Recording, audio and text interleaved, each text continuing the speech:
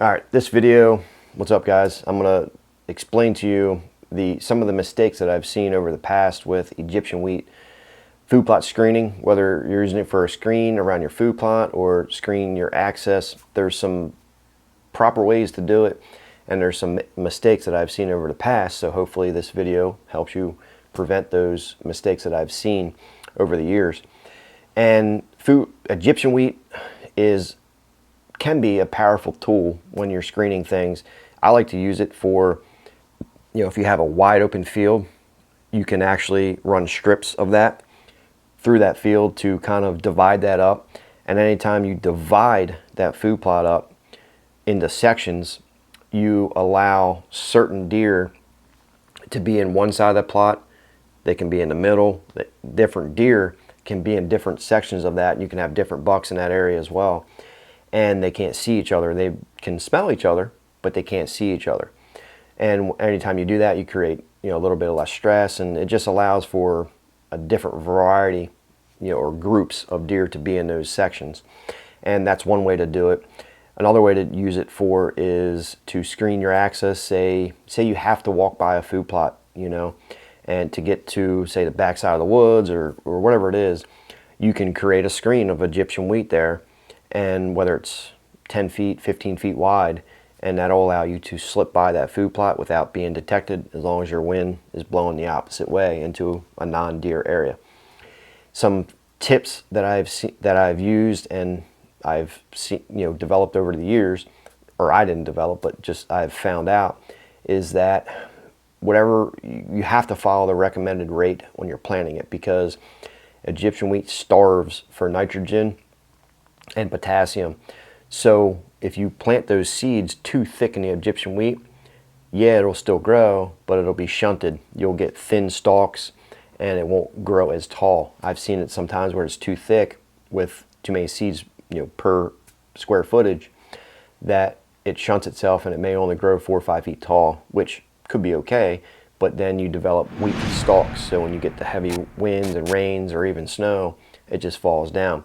Now, people complain about Egyptian wheat because it can and will fall down when you get heavy snows. It happens. And in heavy snow areas, depending on what you're using it for, there may be a better option, such as switchgrass or something like that, or even tree plantings, or a combination of Egyptian wheat and or switchgrass and tree plantings. It just really depends. For a lot of the portion of the states, Egyptian wheat will work perfectly fine, and I would suggest a pure stand of Egyptian wheat, not some type of blend where you have like food value in there. I've seen blends that have sunflowers in there and soybeans and different weird things like that, and it doesn't make sense, because if you're using it for a screen for access, why have deer attracted to that screen? It doesn't make sense. So follow that recommended seed rate for that. You'll have way better results. Also, when you're doing it, I believe it's like maybe 10, 11 pounds per acre. So a lot of times when you pick an area, you're going to have to measure that off square footage wise, length times width. And I was just in Kentucky, a little bit ago on 200 acres. And it was a father and son that had bought 200 acres. They built a lodge and they're opening up an outfitting business.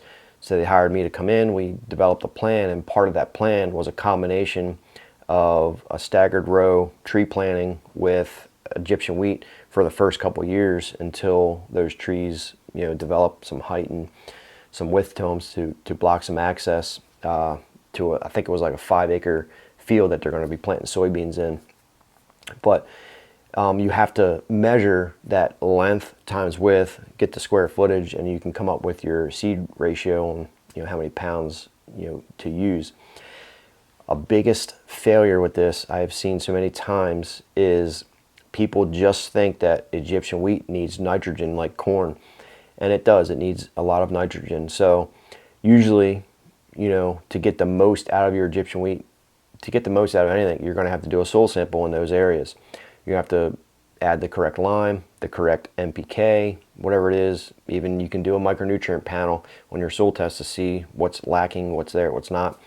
And I see people throw nitrogen at the Egyptian wheat, and you'll get a boost of growth for sure. You'll get a boost of height, but that's one of the biggest mistakes you can do with it, because here's why.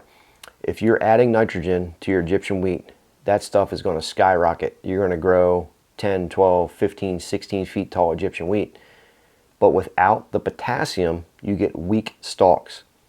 And the taller that grows without the potassium, the weaker those stalks will get, and the more tendency that has to fall over. I've seen it 100 times. You have to add the potassium to build the thick, strong stalks in there as well. So the higher the nitrogen value goes up that you use, the less potassium you add, the more it's going to fall over.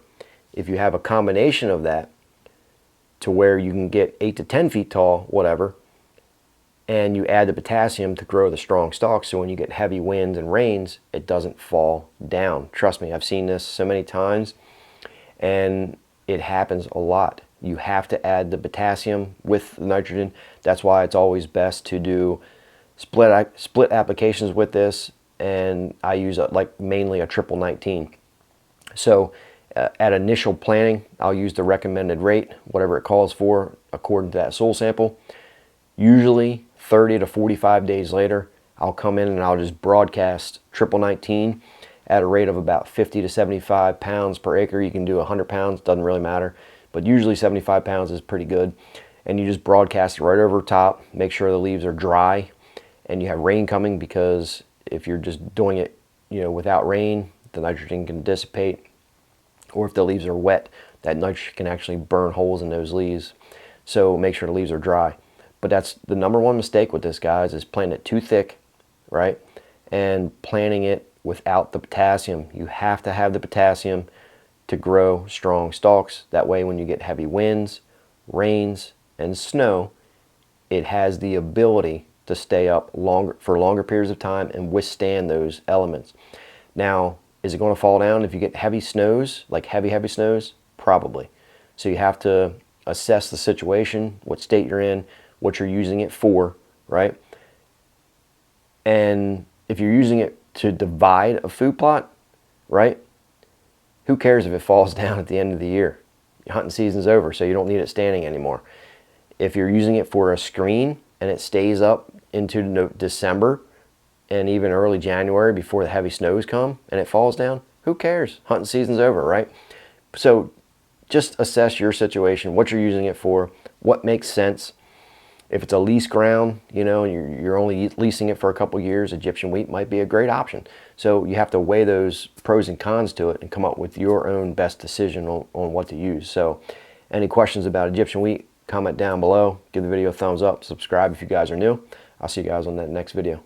Thanks for watching this video, guys. If you want more information on food plots, soil samples, and habitat management, click this video right here on the screen. Thanks for watching. Subscribe if you guys are new.